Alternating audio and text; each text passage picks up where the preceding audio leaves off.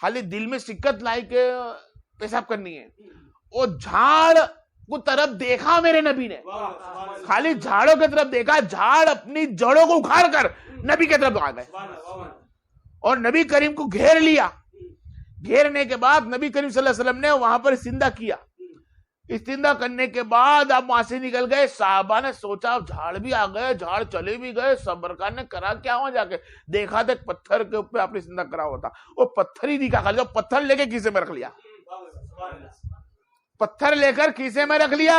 میرے سرکار نے پیشاب کیا, پتھر لے کے کیسے میں رکھ لیا.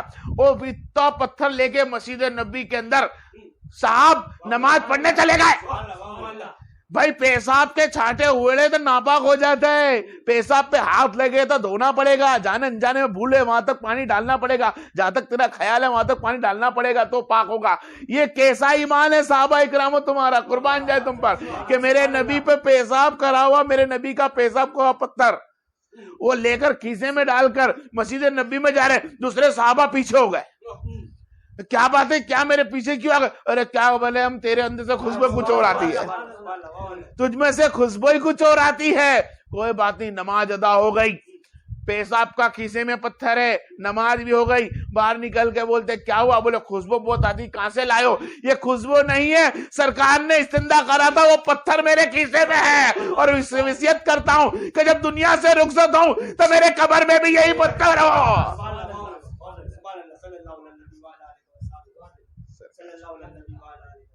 یہ میرے سرکار انا مانا بسروں, ہاں بھائی ہاں بسر مان لیا ہم نے, تو بسر کہتا ہے تو, لیکن دیکھ یہ کیسے بسر ہے.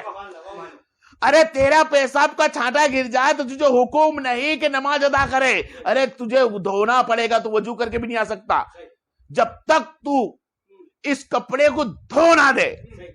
اور یہاں پہ نبی کریم صلی اللہ علیہ وسلم کے پیشاب والا پتھر کو لے کر جا رہے ہیں. ارے یہ پیشاب تو صرف پتھر تھا جو کیسے میں لے کر گئے تو صحابہ کا درجہ بلند ہو گیا. میرے بھائی آگے ایک چیز اور بتاؤں کہ میرے سرکار تو علیہ وسلم رات کا وقت تھا, سو گئے, پانی پینے کے لیے پیالہ نیچے رکھتے, پانی پی لیا. رات کے وقت میں سرکار کو استنجا کی فی دقت ہوئی, آپ نے کٹورے کے اندر ہی پیشاب کی اور کٹورے کو وہاں رکھ دیا, وہیں رکھ دیا, ناپ پہ رہ گئے. صبح پڑی, صحابہ خدمت میں آئے, وہ کٹورے میں دیکھا تو سرکار نے سمجھا کہ جھوٹا پانی ہو گیا, کچھ سمجھا تو کٹورا لیا اور پانی سمجھ کر پی گئے. سرکار دو عالم نے فرمایا کہ خدمت گزار, اے میرے صحابہ, میرے ساتھی, یہاں پہ کٹورے میں پانی کچھ بھرا ہوا تھا, کہاں گیا؟ بولا سرکار میں سمجھا آپ کا پانی جھوٹا ہوا ہے, میں تو پی گیا. آپ نے منہ دیکھا اور فرمایا جاؤ, قیامت تک ایمان میں رہنے والی جو بھی تیرے لد ہوگی وہ سب کے سب نوری ہوگی. بھائی پیشاب پینے سے تو حرام ہو جاتا نا, یا نبی نے فرما دیا کوئی بیماری نہیں ہوگی, سب کے سب تندرست ہوں گے.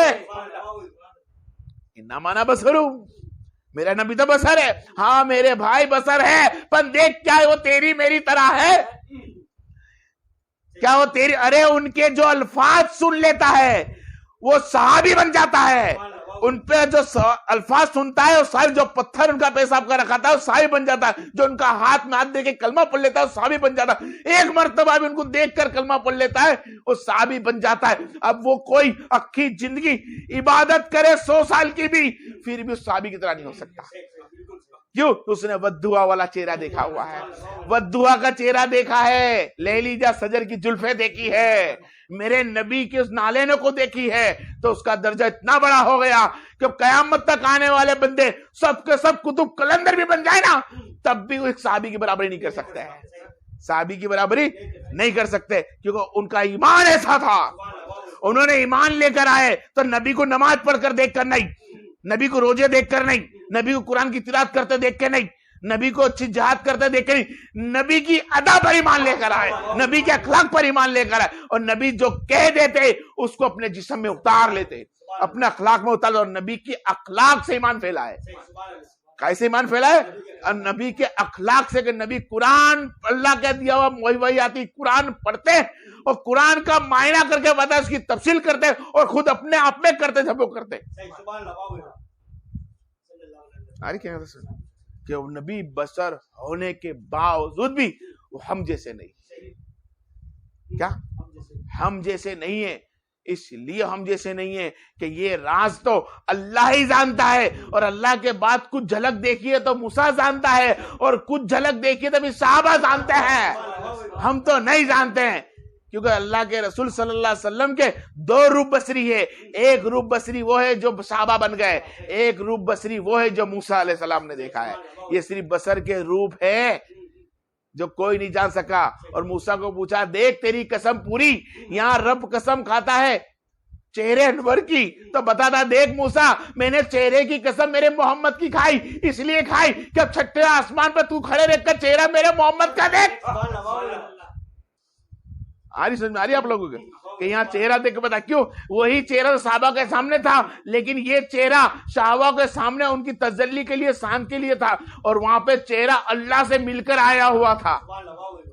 یہاں اللہ نے اپنے نور کے اوپر اس کا چہرہ لگا دیا تھا. وہ اللہ نے تمام حجاب ہٹا رکھے تھے, تمام النبی کے حجاب ہٹانے کے بعد اللہ نے اپنے نور سے نور ملایا.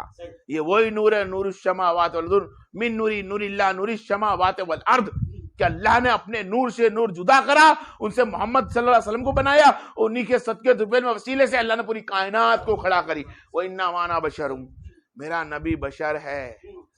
کیا ہے؟ میرا نبی بشر, لیکن ہم جیسا نہیں. کون نہیں؟ ہم جیسا نہیں. بھائی سلام پڑھ لیجیے.